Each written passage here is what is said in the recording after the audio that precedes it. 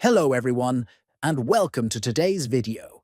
In this tutorial, we'll show you how to turn on or off the Highlight Last Move feature on the Chess.com app. This feature helps track your opponent's last move during a game. Let's get started with the step-by-step guide.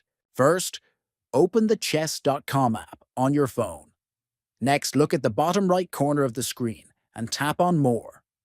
From the menu that appears, select Settings to access the app's options. Inside Settings, tap on Board to open board-related settings.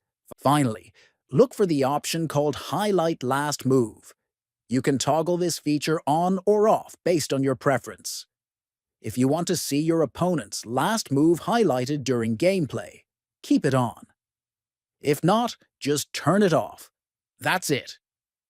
Now you know how to control the Highlight Last Move feature in Chess.com on Android. If you found this video helpful, don't forget to like, comment, and subscribe.